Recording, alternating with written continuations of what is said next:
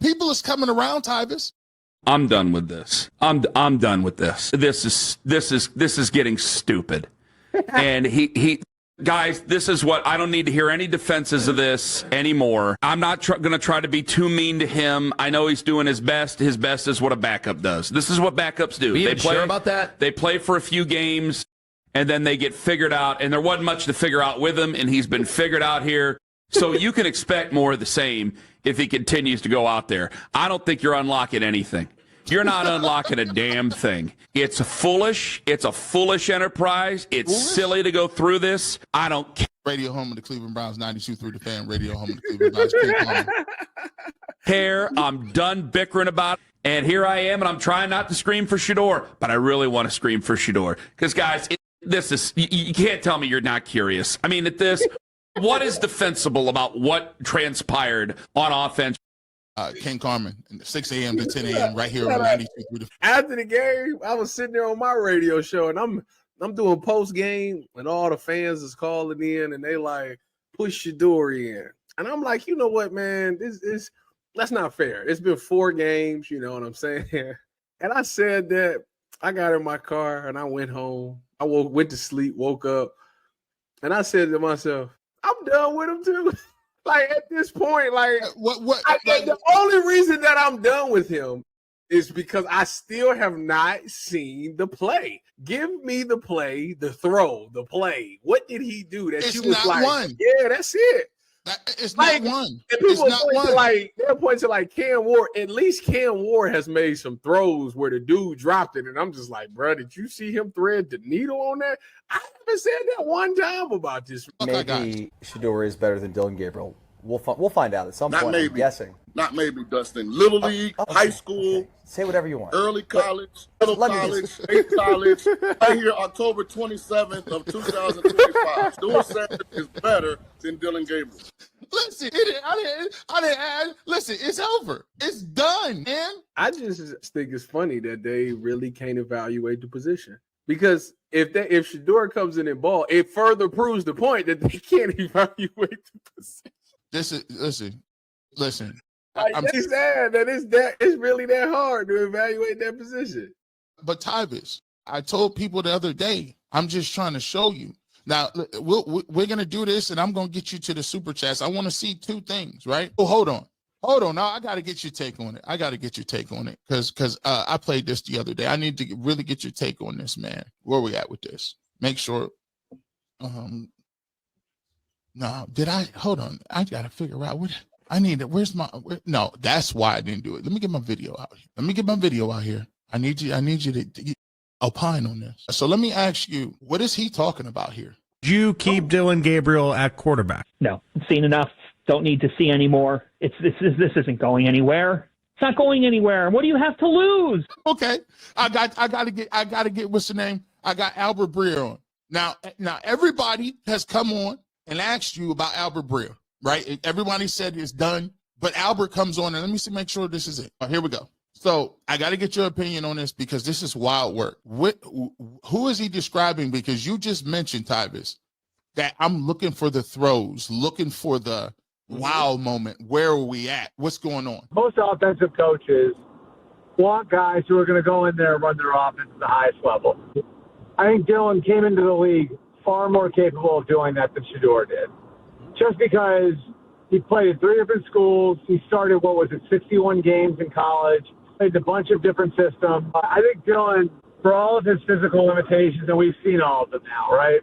For all of his physical limitations, I think we can agree that Dillon's capable in those areas, right? And if it's like a battle to just get a first down, you're going to go with the guy who's got the best chance to get you the first down. And I think that's sort of where they are right now. And I don't think that has anything to do with, like, Kevin preferring one guy over the other guy. And I honestly think, like, Andrew would be with whatever the coaches want him to do. Now, if you're talking about the analytics people and all that might be different, right? But I don't think Andrew's looking at this in any other way, but, like, I do want to support my head coach here. Hey, listen. Peterlin and Nick Wilson is not buying none of this. Look at the I'm not bothering face. Go ahead. But the thing about it is, everything that who is this Albert Breer talking? Everything that Albert Breer is saying is the definition of a backup quarterback. That's the whole point. Like he's not. He just said that if I want a guy that could go in there that can get me a first down and that can man. That's what a backup quarterback is doing. Like they literally drafted a backup quarterback, and that's okay for him. He can make a lot of money and stay in the league for a long time doing that. But he's just not the guy. What I really realize is, I think this is the biggest difference between him and Shedeur is this. Hey, this is funny to say this, but Kevin gonna say this is what I want, and Dillon's gonna do exactly what he wants. Shedeur is like, if I believe that I can make that throw and I'm threading it, I'm going to take that risk. And I think that's the difference between the two. One of them is not afraid to take the risk, and the other one is. He playing within the system, which is a backup quarterback. Exactly what it is. So I don't know why I don't know why this is a thing. Go with the guy that's the bigger risk, the bigger reward. Yes. Is Shedeur gonna get in there and just light it up? No, he's gonna make some throws because he's gonna test his arm out to see if he can get it through there or not. That's gonna come with it. But I guarantee you, if somebody is streaking down the field, he gonna see it and throw it like that. That be the thing that gets me, is that just he don't pull the pin. Then when we watched him just pull the pin, he threw these ducks that got picked off. It's just like it's not worth it. It's just not worth it. All right. Well, what we're gonna do is we're gonna prove that Albert that was a lie. Albert, let's be real. This is his PFF profile. This is what his scouting report was coming out of college. It said Dillon Gabriel's downfield, one of his weaknesses was he turns down open field passing options. Gabriel's average downfield passing depth in 2024 was 7.0, the 7th lowest mark in FBS, not college, not in the Big Ten, not in the SEC, it's in FBS, right? And the difference between Bo Nix and Dillon Gabriel is Nix took advantage of downfield options. Gabriel's big-time throw rate was 3.2%. And Gabriel was successful when he was throwing the ball downfield too. He simply turned down far too many opportunities, either because he hit the check down too early or didn't see them. On passing attempts over 20 yards or more, Gabriel earned an elite 94.7 PFF passing grade in 2024, the 5th best figure in college football. So here's the thing. Yeah, he has people downfield. We've witnessed on multiple occasions, Tyvis, that he's turning those down. And in the league, that's the difference between you playing football in a phone booth or you actually doing something, and the Cleveland Browns offense isn't doing anything at this point. So when would you say, as we get you out of here, what would be not what you would do, not what I would do, because I already told you Vegas is the game. So where would you say Vegas? Vegas. What's that? What's that? Was that 3 weeks after the bye? Hold on. Let me see. Where's the schedule at? Tyvis, I know you almost. I was almost cursing. That was a cuss word you just said. Hold on. No. It's gonna be Vegas. Watch. Vegas is 3 weeks. You got the Jets, Ravens, Breakers. It's gonna be Vegas. They're gonna give them to Vegas. They're gonna give it to them to Vegas. Watch. How many games is this? 2 weeks. 2 more games. So he took the L right there. So New York, that would means he played 5 games, right? Yep. Baltimore 6. 2, 3, 4, 5, 6, 7. So you saying if Shedeur gets 7, he gets 6? I would think so. I'm gonna tell you this. He come out here looking bad against them Jets right now. They lose to the Jets. It might be Baltimore. It might be second half. Hey, listen, Kevin Stefanski might be with him. It might be a package deal. They gonna give dude all the options before they move off of. Well, here's what I'm gonna say. If Kevin Stefanski, let me tell you this. I don't think Kevin Stefanski is ever gonna move on it himself. I think that option will be taken out of his hands. And as a matter of fact, see, this is the thing. So it's funny you say that, because if you look at this, it's 1, 2, 3, 4, 5 home games left. Okay. 4 of them, 12 games. We got to fill them stands now. Hold on. They ain't coming to see. Is this conspiracy theorist Tyvis? I like this Tyvis. I told you this a long time ago. I said that it don't matter how this season go. People are like, well, y'all can just boycott games. I said Jimmy got the ace of spade in the back of his pocket. I said he had the big joker. That's what I said. Yeah, He got the big joker. The big joker is 12. He gonna make you come to these games if 12 is playing. So if it all gets bad and people saying I ain't coming to them games, they will announce that's a Shedeur Sanders is gonna be starting, and that's it's gonna sell out. That's a 425. Listen, I'm gonna give him the Jets. I like your vote of confidence, but here's how I'm thinking, man. Baltimore is 425. Baltimore 425. Nah, you don't want to put him out there against Baltimore. Vegas is a very winnable game. I want that home game. Nah, we can do it against San Fran. See, we got to see them in Vegas. Let them light it up in Vegas. So now people excited for that San Francisco. Okay, y'all tell me, put in the chat what y'all want to see. You got to do it from a marketing standpoint. Vegas is not that good. You know what I'm saying? So like, let's get him out there against Vegas so he can get his feet wet and let him light it up. But in San Fran, man, people want to see San Fran anyway. So let's get him out there against San Fran. You know what? Don't you be coming over here swaying my. Listen, that Miss Sparks like, oh no, give me that Raiders. Hold on, y'all all agree. Hold on. Listen, what? Tanya Brett? Oh, Tyvis got the chip popping. Tyvis has sold you on the Vegas. Listen, this is the problem. This is the problem. This is why we can't have marketing genius, man. You get 4 home games, they gonna sell out them 4 home games. Ross T needs a job. I need a Zoom call with Jay. I'm on a hill with Shedeur Sanders. He's on any hill Kevin tells him to be on. Does he know the game or is just y'all's company? Hey, listen, first and foremost, Ross, by the way, let me tell you something. A lot of people's mad at Ross Tucker. Let me just say this. As a player who, a former professional player and a player that wants to do broadcasting, it's very difficult for those guys to come on and just eviscerate people. Not what it ain't. That ain't a thing. Like, you got to deal with them folks. I'd be telling Tyvis, I said all the time. The first time last year, we was talking Brown stuff. I said, Tyvis, you stay out of this one.